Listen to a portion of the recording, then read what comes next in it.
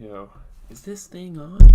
I don't know if you guys get that reference, but GZTV back with another video. I actually have to leave for class here in like 22 minutes or so, and I'm probably going to get a little bit of studying done for computing, but for now, man, I got a tough quiz today, but that's pretty much my stress for the week.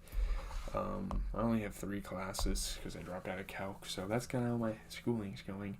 Hopefully you guys are doing good in school, whatever you got going on. Hopefully you're doing great in your job, whatever it is. So, yeah, we're here to talk about the 11th episode of Season 4, Claimed. A lot of interesting storylines. It does get really interesting this episode. And there were some interesting directions they took that I didn't expect, so that's pretty cool. Opens up for a lot of opportunities for the season to be good, so we'll just have to see how it pans out. By the way, later tonight on my Twitch, GZTV Live on Twitch, I don't have class tomorrow for election day, so I might be doing some like tier list and shit like that. So if you like that type of content, check it out. GZTV Live on Twitch, all lowercase. But anyways, enough rambling about my other stuff. Let's just get into the plot. We talk about the plot, we talk about the critical reception, and that's that.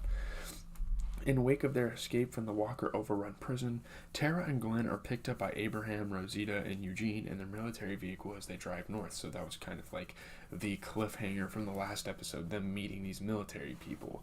Which again, I'm kind of opposed to like just keep on them just throwing characters in here. But I mean, I guess you have to run into civilization eventually, realistically. So yeah. Meanwhile, Rick, Michonne, and Carl, having regrouped in an abandoned house, are eating breakfast when Michonne makes a comment about soy milk for their cereal.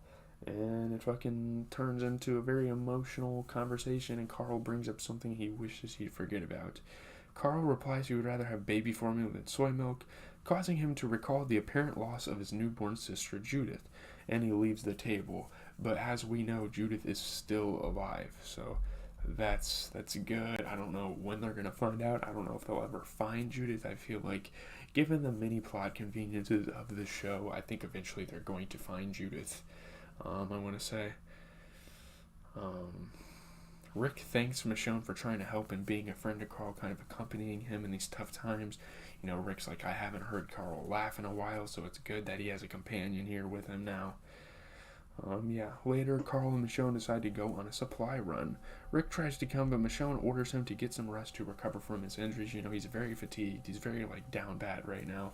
And Michonne just tells him to get some rest. They got this. They can go out and do this. He's been the leader long enough. Maybe she needs to take over and do some things a little bit.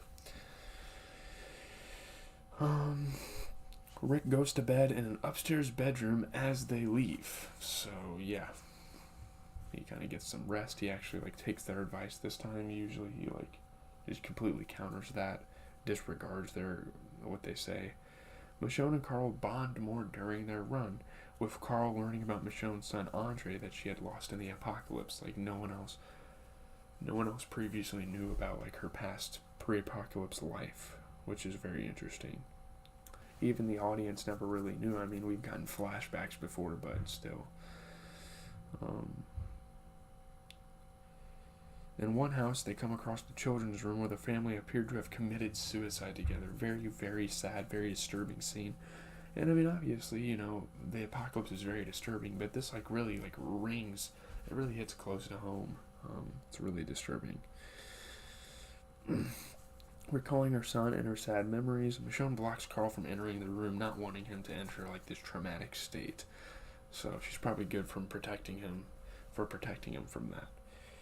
Carl opens up about naming Judith and offers that Judith and Andre are somewhere together up in heaven, maybe, playing with each other, kind of making her kind of happy, making her feel good. Yeah. So recovering in the back of the military vehicle, Glenn insists that Abraham stop so that they can look for Maggie and other survivors from the prison. Now, we don't even realize this at first, but Abraham and them have a lot more important plans. Yeah, it's really interesting once we learn about this stuff. Abraham refuses, stating that he and Rosita are on a mission to bring Eugene to Washington, D.C., as Eugene, a scientist, says he knows how to stop the walkers once there, so he could have the ultimatum, he could have the cure to this apocalypse, and he could end it all. But Glenn doesn't give a shit, which is kind of dumb, honestly. I'd rather go to Washington, but he cares about his wife so much, I guess. Glenn and Abraham get into an argument, drawing a small group of walkers towards them. They start yelling, they start fighting, hits land on each other. Yeah. As they start to fire on the walkers, Eugene fumbles with his weapon and accidentally shoots the truck's gas tank. Obviously he's not really a combat guy.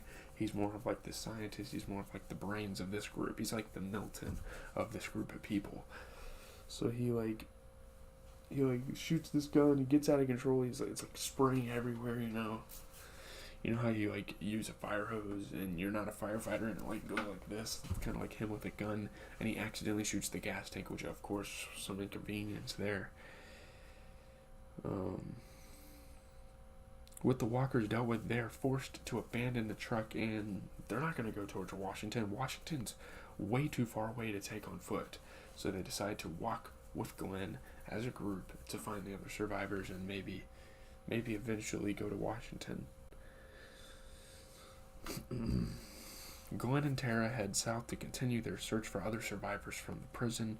Abraham, Rosita, and Eugene decide to join them, heading south until they are able to find a new vehicle. Then they're going to part ways. House, Rick is woken by noises in the house, discovering a small band of scavengers are inside on a run looking to pick some things up. So this is very unlucky because obviously he's the only one in the house, and there's probably a good 5 or 6 of these men that are breaking into there. He hides under the bed as one, Tony, played by Davy J. These are actually some pretty important characters. They have dialogue, They're not just walkers, they're not just side characters. As of now, they're still in the series. They're still characters. So Davy J plays Tony, takes a nap on it. He takes a nap, they decide to lay away, they decide to take a break because they've probably been traveling all day. Another scavenger, Len, played by Marcus Hester, demands Tony give up the bed, having no claim to it. You didn't claim it. That's why this episode's called Claim. People claim property and stuff during the apocalypse. I guess that's another dynamic. The two get into a fight during which Tony spots Rick under the bed. And he's his eyes are wide. He's Len, stop, I found something. But before Tony can actually issue the warning, and before Len actually hears it, Len chokes him unconscious and then gets in bed and falls asleep. That's how fucking serious this was. He literally choked him out for a damn bed. I don't know, that's kind of strange, but we'll let it be. Rick sneaks out when the other scavengers shout upon it, discovering signs of Michonne's freshly washed clothes, believing a woman to be nearby, and believing someone actually lives in this house and that there's going to be a problem. Rick is trying to flee the house, but he gets discovered by another scavenger, Lou, in the bathroom. So, yeah. In order to stay hidden and undetected by the other members of the group, Rick quietly fights Lou and begins strangling him. So people are just getting fucking choked out left and right. It's kind of interesting. Although Lou attempts to grab a pair of scissors on the nearby counter to stab Rick with, Rick ultimately strangles him to death before escaping out the window, which is kind of interesting because the other guy got strangled unconscious, but I'm pretty sure Rick killed this guy. Maybe it shows his strength compared to the others. That's a really interesting detail they added.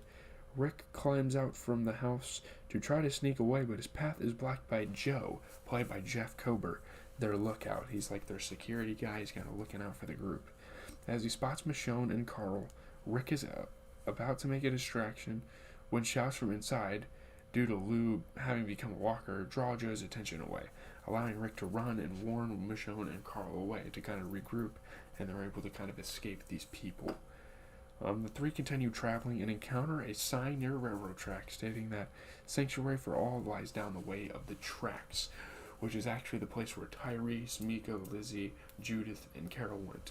So this is kind of like the cliffhanger. Maybe they're going to meet up with their former group. Maybe they're going to meet up with them. There's just this kind of sanctuary that's saving all the survivors, apparently.